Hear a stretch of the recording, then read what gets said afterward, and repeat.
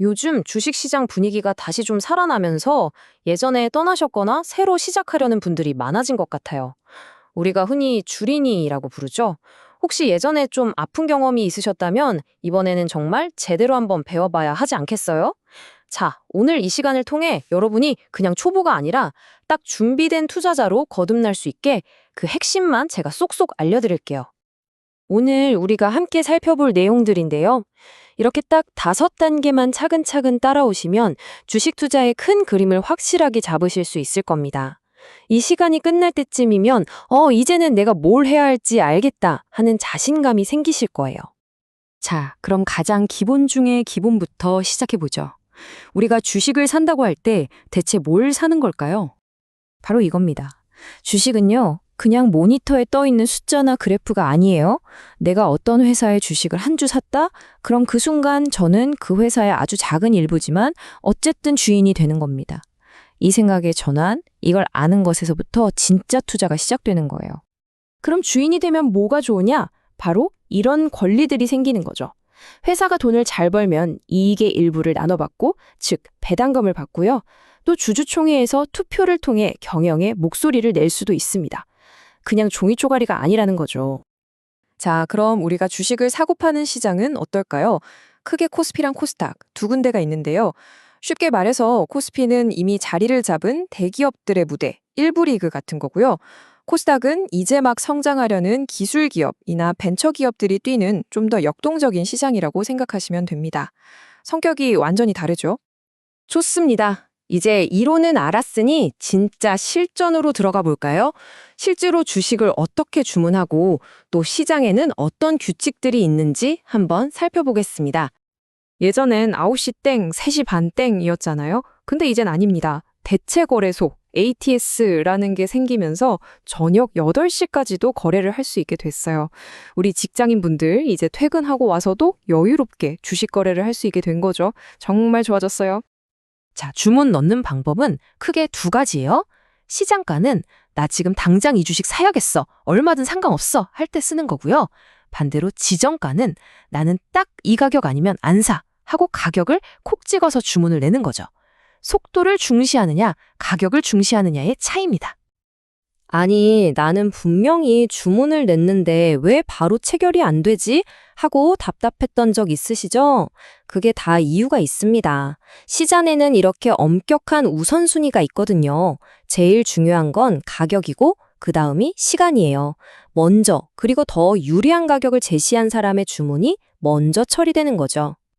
자, 이제부터가 진짜 중요합니다. 좋은 주식을 고르는 법. 바로 기업의 속을 들여다보는 방법을 알아볼 거예요. 이걸 우리가 기본적 분석이라고 부릅니다. 좋은 기업을 고른다는 건요, 사실 튼튼한 나무를 고르는 거랑 똑같아요. 첫째, 뿌리가 튼튼해서 비바람에 잘 견디는지 바로 안정성이고요. 둘째, 열매를 풍성하게 잘 맺는지, 즉 돈을 잘 버는지 수익성이죠. 그리고 마지막으로 앞으로 더 쑥쑥 자랄 가능성이 있는지, 이게 바로 성장성입니다. 이 세 가지가 핵심 기둥이에요. 물론 안정성과 수익성도 굉장히 중요하죠.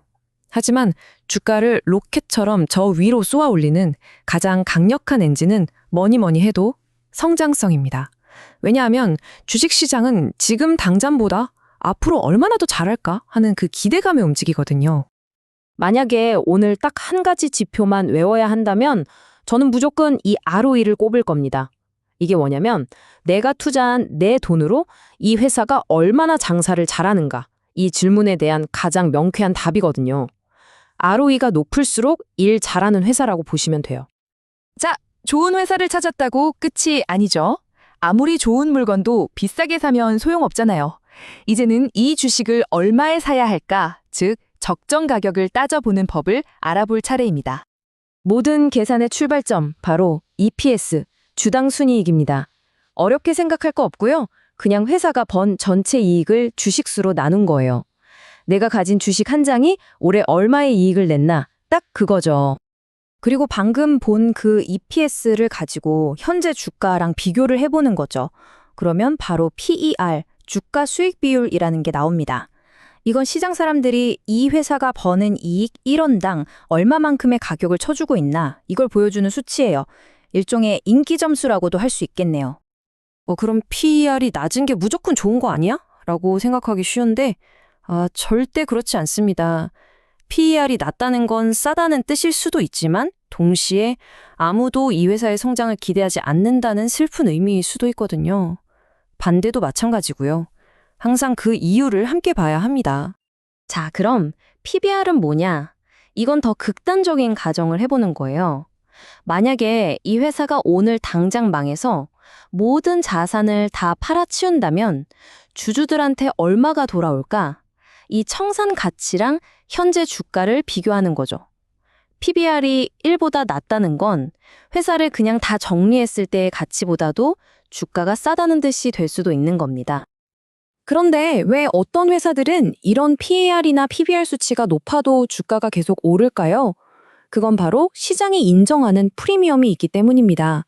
예를 들면 업계에서 아무도 못 따라오는 압도적인 1등 기업이라거나 경영진이 정말 믿음직스럽다거나 주주들한테 배당도 잘 주는 그런 것들이죠. 이런 신뢰가 높은 가치를 정당화시켜주는 겁니다. 자, 이제 거의 다 왔습니다. 마지막으로 시장의 큰 흐름을 부르는 용어들, 그리고 그 속에서 우리는 어떤 투자자가 되어야 할지에 대해 이야기해 볼게요. 아마 많이 들어보셨을 거예요. 상승장은 불마켓, 황소시장이라고 하고요. 하락장은 베어마켓, 곰시장이라고 합니다. 왜 이런 이름이 붙었냐면 황소는 뿔을 아래에서 위로 치받으면서 공격하고 곰은 앞발을 위에서 아래로 내리치기 때문이라고 해요. 정말 직관적이죠? 월스트리트에 이런 유명한 격언이 있습니다. 황소도 돈을 벌고 곰도 돈을 벌지만 돼지는 도살당한다. 이게 무슨 말이냐면요. 시장이 오를 때나 내릴 때나 실력 있는 투자자는 다 돈을 벌 수 있다는 거예요. 하지만 아무런 원칙 없이 그저 욕심만 부리면서 남들만 보고 따라다니는 돼지 같은 투자자는 결국 모든 걸 잃게 된다는 아주 무서운 경고입니다. 자, 오늘 우리는 주식시장을 이해하기 위한 여러 가지 도구들을 살펴봤습니다. 이제 이 도구들을 손에 쥐고 끊임없이 오르내리는 시장의 파도 속에서 여러분은 어떤 투자자가 되실 건가요? 황소가 되시겠습니까? 곰이 되시겠습니까? 아니면 그저 돼지로 남으시겠습니까? 그 길을 선택하고 만들어 나가는 건 이제 여러분의 몫입니다.